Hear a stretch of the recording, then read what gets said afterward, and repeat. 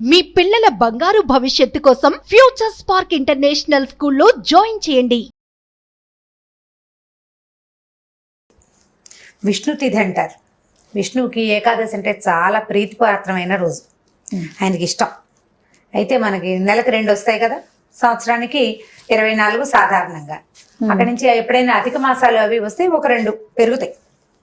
అధికాషాఢాలు, అధిక శ్రావణాలు, అధిక జ్యేష్ఠాలు అలా కనపడుతుంటాయి అప్పుడప్పుడు. అప్పుడు ఇంకో 2 పెరుగుతాయి అనుకోండి.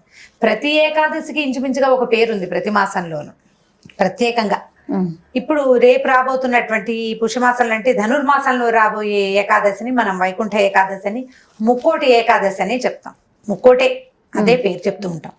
అయితే ఏకాదశి నాడు సాధారణంగా ఉపవాసం ఉండాలని, జాగరణ చేయాలని చెప్తారు పెద్దవాళ్ళు. దీనికి పూర్వకథ సాధారణ సింపుల్ కథే, పెద్ద విచిత్రమైన విశేషమైన కథ ఏం కాదు. ప్రతి ఏకాదశి నాడు ఈ కథ తలుచుకుంటూ ఉంటాం. విష్ణుమూర్తి ముర అనే ఒక రాక్షసుడితోటి యుద్ధం చేశారు. అండ్ మన మురారి పేరు వింటుంటాం చూడండి. ఈ మురారి అంటే ముర అనే అసురుని యొక్క శత్రువు విష్ణువు అనమాట. ఈ ముర ఏం చేశాడట, ఈ యుద్ధం జరుగుతుండగా ఈయన అతన్ని జయించే మార్గాన్ని నిర్దేశిస్తూ ఆలోచించుతూ ఒక గుహలోకి ప్రవేశిస్తే ఆయన ఒక క్షణం అక్కడ నిద్రించారు. ఒక్క క్షణం ఈ ముర లోపలికి వచ్చి ఆయన్ని మీద పడిపోయాడు. నిద్రిస్తున్న వాళ్ళ మీద పడకూడదు మామూలుగా యుద్ధానికి, యుద్ధ లక్షణం, యుద్ధ పద్ధతి. కానీ రాక్షసులకి యుద్ధ నియమాలు ఏమి ఉండవు. మీదకి వచ్చేసారు కలా వీరు విష్ణువులోంచి నిద్రిస్తున్న, అంటే ఎంత కన్ను మూసారు అంతే, ఆయనలోంచి ఒక శక్తి బయటకు వచ్చి ఈ మురని సంహరించింది. విష్ణువే, ఆయన శక్తే ఒక రూపంలో వచ్చింది. ఆ వచ్చిన రూపానికి ఏకాదశి అని పేరిటారు. విష్ణు శక్తి ఆయనకి అత్యంత ప్రీతిపాత్రమైనది. ఆ విష్ణువు యొక్క శక్తి ఈ ఏకాదశిలో నిబిడీకృతమై ఉంటుందని చెప్తారు. మామూలుగా అన్ని పర్వదినాల్లో కూడా తెల్లవారి పొద్దున్నే లేవటం అనేది ఒక నియమం. మిగిలిన రోజుల్లో లేవలేకపోతాం అనుకో. పర్వదినాలు అంటే తిథులు, ఏకాదశి, పౌర్ణమి, తర్వాత ఏమో మన దేవీ దేవతల జన్మదినాలు జరుపుకున్న కృష్ణాష్టమి, శ్రీరామనవమి, గణేశ చతుర్థి, తర్వాత ఏమో ఈ పంచమి, స్కంద పంచమి, ఇలా రకరకాల పేర్లతోటి మనం భగవంతుడి దేవీ దేవతల యొక్క జన్మదినాలుగా చెప్పుకుంటాం. ఆ రోజుల్లోనూ ఏకాదశి తిథుల్లో కూడా సూర్యోదయాత్ పూర్వమే నిద్ర లేవాలట. కనీసం అప్పుడే, సూర్యుడి కంటే ముందు, ఉదయానికంటే ముందు లేచి స్నానం చేయటం. ఏకాదశి తిథుల్లో తీర్థ స్నానం విశేషంగా చెప్తారు. అయితే తీర్థ స్నానం ఎక్కడున్నాయి తీర్థాలు? మన ఊళ్ళలో చెరువులు లేవు, దొరువులు లేవు. ఇప్పుడు నదీ స్నానం చాలా విశేషం, సముద్ర స్నానము అత్యంత విశేషమే. సముద్రానికి వెళ్ళలేము, నదులు మనకు దగ్గరలో లేవు, చెరువులు, పాండ్స్, సరస్సులు అవి లేవు. ఏవి లేకపోతే ఇక బోర్లు, నుయ్యి, దాని తర్వాత నుయ్యి లేదు, బోరు లేదు, ఓవర్ హెడ్ ట్యాంకే. అదైనా పర్వాలేదు. సూర్యోదయాత్ పూర్వం స్నానం చేయటం, విధిగా ఉపవాసం చేయటం. ఏకాదశికి, వైకుంఠ ఏకాదశి నాడు కూడా ఉపవాసమే నియమం. వైకుంఠ ఏకాదశి గురించి చెప్తూ ముందు ఏకాదశి గురించి చెప్పుకుంటున్నాం. అయితే ఏకాదశి నాడు దశమి నాటి రాత్రి కూడా భోజనం చేయకూడదు. దశమి నాటి రాత్రి కూడా అన్నం తినకూడదు. ఏదైనా స్వల్పంగా ఫలహారం తినచ్చు. ఏకాదశి నాడు భోజనం చేయకుండా ఉండాలి.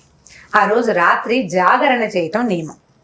జాగరణ చేయటం అంటే రాత్రంతా మెలకుగా ఉండటం, నిద్రపోకుండా ఉంటాం. మర్నాడు పొద్దున 12 గడియలు దాటిపోకముందే పాలన చేయటం. ద్వాదశి వస్తుంది, ద్వాదశి 12 లోపల 11 లోపల ఉందనుకో, ఆ లోపలే ఏదైనా ఒక వస్తువు భోజనం చేసేసేయటం, ఎవరికైనా భోజనం పెట్టడం. మిగిలిన అన్ని ఏకాదశుల్లోనూ ఏకాంతంగా మనం ఒక్కళ్ళమే ద్వాదశి పాలన చేయొచ్చు. అయితే వైకుంఠ ఏకాదశి నాడు మాత్రం అతిథికి భోజనం పెట్టి పాలన చేయటం విశేషమైన విధానంగా చెప్తారు. దానం చేయటం, దానం, బంగారం దానం చేయొచ్చు, వెండి దానం చేయొచ్చు, భూదానం చేయొచ్చు, గోదానం చేయొచ్చు. ఏ దానమైనా అఖండమైన ఫలితాన్ని ఇస్తుంది. మన వల్ల కాదయ్యా అవన్నీ, అవి ఏమీ చేయలేం. లేకపోతే మనం ఇది ఇస్తాం, స్వయం పాకమైనా ఇవ్వచ్చు. ఇదివరకటి రోజుల్లో సొంతంగా వండుకునేవారు. ఇప్పుడంటే ఏముంది, మనం ఏదో లెక్క పెట్టిస్తాము, అది ఉన్న సామాన్లలో పడేసుకుంటారు. కానీ ఇవ్వచ్చు. వస్త్రదానం చేయొచ్చు.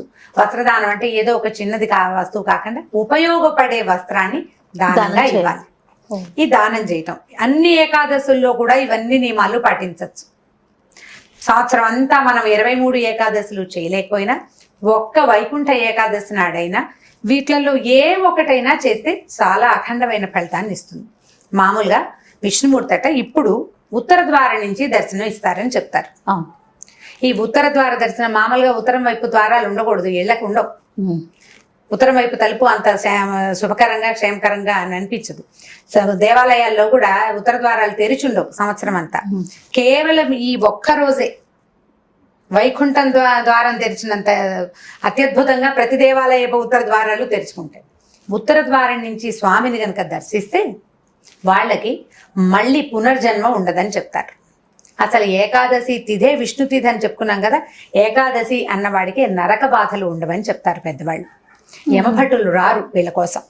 ఓహో. ఇప్పుడు ఇవాళ మన కోసం రారు, రేపు ఏనాడైనా రావాలి కదా.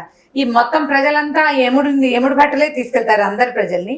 ఈ ఏకాదశి నియమం ఉన్నవాడు, ఈ కథలు విన్నవాడు, ఏకాదశిని గురించి తెలుసుకున్నవాడు, వీళ్ళకి యమబాధలు ఉండవు. ఈ యముడి దగ్గరికి వెళ్ళరు, డైరెక్ట్ గా వీళ్ళు వైకుంఠానికో కైలాసానికో వెళ్ళిపోతారు, భగవంతుణ్ణి చేరతారని చెప్పుకుంటారు.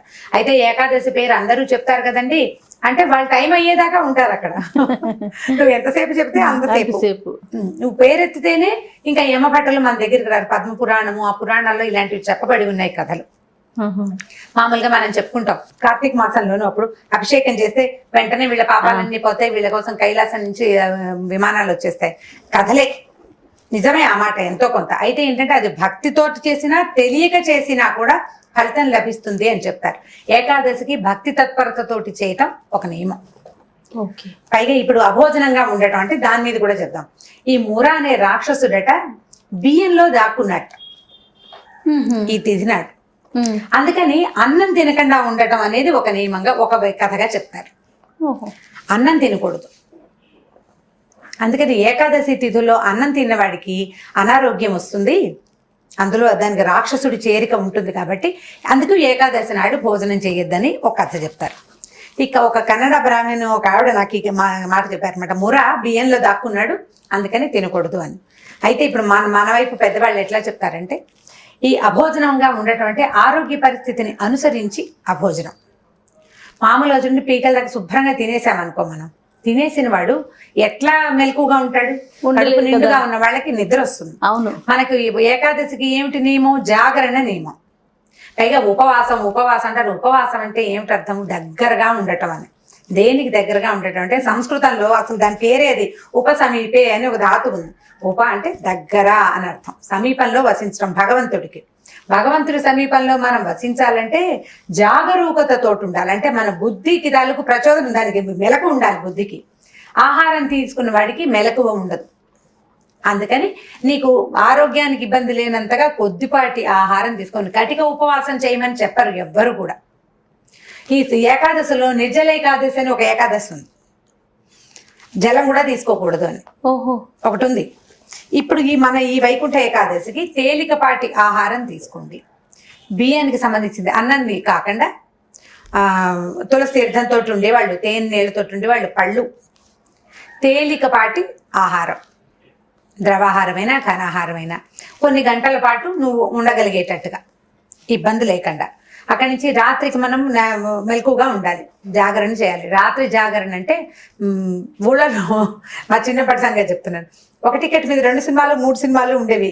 అవి ఎప్పుడెప్పుడు దీనికి శివరాత్రికి జాగారం చేయాలి కదా, శివరాత్రి జాగారం, వైకుంఠ ఏకాదశికి జాగారం అని సినిమా చూస్తూ ఉండటమే. రోడ్ల మీద కూడా ఈ తెరలు కట్టి సినిమాలు వేస్తూ ఉండేవాళ్ళు. సినిమాతోటి కనుక నువ్వు జాగారం చేస్తే పెద్దగా ఉపయోగం ఏమీ లేదు.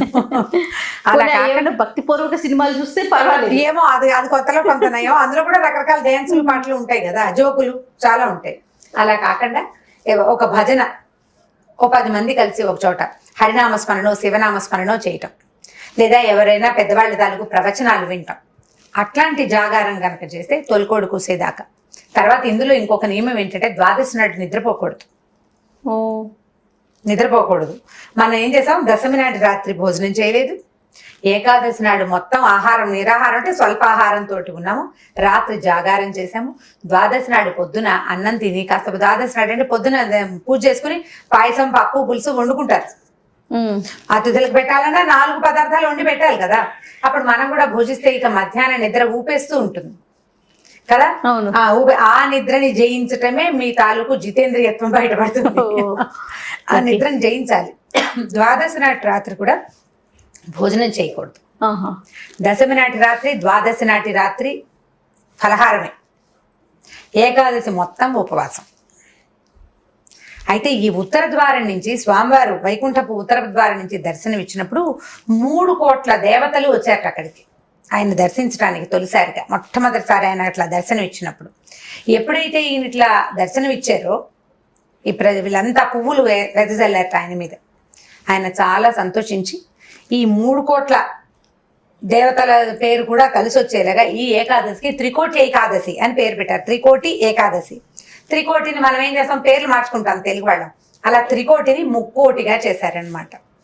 ఈ ముక్కోటి ఏకాదశి నాడే హాలాహలం అమృతం 2 పుట్టినాయని చెప్తారు. వైకుంఠ ఏకాదశి నాడే మనం పాలసముద్రం చిలికారు, పాలకడల్ని చిలికినప్పుడు హాలాహలము అమృతము పుట్టినాయి. ఈ రోజునే శివుడు హాలాహల భక్షణ చేశారట, ఆయన మింగేశారు కదా. ఆ తర్వాత అమృతం పుట్టింది. చాలా అత్యద్భుతమైన దినంగా దీన్ని చెప్తారు. ఈ వైకుంఠ ఏకాదశిని ప్రత్యేకమైన దినం. సంవత్సరం అంతా చేయలేని వాళ్ళు కూడా వైకుంఠ ఏకాదశి నాడు తప్పకుండా దేవాలయ దర్శనం, తర్వాత ఏమో అక్కడ ఏదైనా దీపం సమర్పించటం, చిన్నదైనా సరే ఒక దానం చేసుకోవటం, ఎంతో కొంత నియమంతో దానం చేయటం, ఆ తర్వాత ఉపవాసం చేయటం. ఇప్పుడు ఉపవాసాలు మన ఆరోగ్య రీత్యా కూడా మంచివే. తేలికపాటి ఆహారం తీసుకుంటే చక్కగా జఠరం బాగుంటుంది పొట్టకి. ఇప్పుడు నెలలో 2 ఏకాదశులు వస్తాయి, అమావాస్య పౌర్ణమి వస్తాయి కదా. ఈ 4 తిథుల నాడు ఉపవాసం చేస్తే అంటే తేలిగ్గా తినండి. మళ్ళీ దీనికి నియమం చెప్పాను కదా, దశమి నాటి రాత్రి అన్నం తినకూడదు, ద్వాదశి నాటి రాత్రి అన్నం తినకూడదు. జాగరణ చేయలేకపోయినా కూడా ఈ నియమాన్ని పాటిస్తే చాలా మటుకు హెల్త్ ప్రాబ్లమ్స్ తగ్గిపోతాయి. ఆహారం తగ్గించి తీసుకోవటం అంటే భోజనం మీద గనక దృష్టి ఉంటే భగవంతుడి మీద దృష్టి నిలవదు. దాన్ని తగ్గిస్తే భగవంతుడి దగ్గరికి మనం వెళ్ళగలుగుతాం. అందుకని ఇది తగ్గించండి, దాన్ని ముందుకు తీసుకెళ్ళండి. మనం ఎలాగైనా దేవుణ్ణి చేరాలి, భగవంతుడి సమీపానికి వెళ్ళాలంటే దీన్ని తగ్గించుకుని ఇప్పుడు మళ్ళీ ఏకాదశి నాడు వంట చేయడానికి, రకరకాల టిఫిన్ చేసుకోవడానికి ఏర్పాట్ల కోసం వెళ్ళొద్దు. తేలికపాటిది, సులువైనది. ఇందులో బాల వృద్ధులకి నియమం లేదు. చిన్నపిల్లలు, గర్భిణీ స్త్రీలు, వృద్ధులు చేయలేని వాళ్ళకి ఏం నియమం? పూజ, దేవాలయ సందర్శనం, ఏదైనా మంచి మాట వినటం, దానం, ఇవి చేయించవచ్చు. పిల్లల్ని గుళ్ళోకి తీసుకెళ్ళచ్చు, పెద్దవాళ్ళు దేవాలయానికి వెళ్తారు, ఏ పురాణమో ఏ మంచి మాటో వింటారు. ఇవన్నీ కూడా మనకి ప్లస్ అవుతాయి. ఇంతకంటే చాలా విషయం తెలుసుకోవడానికి ఏం లేదు. భగవంతుడి సమీపంలో నివసించడానికి వలసిన 4 వాక్యాలు నీకు ఎలా కుదిరితే అట్లా అంతే. మొత్తం చేయగలిగి సమర్థంగా ఉన్నామా?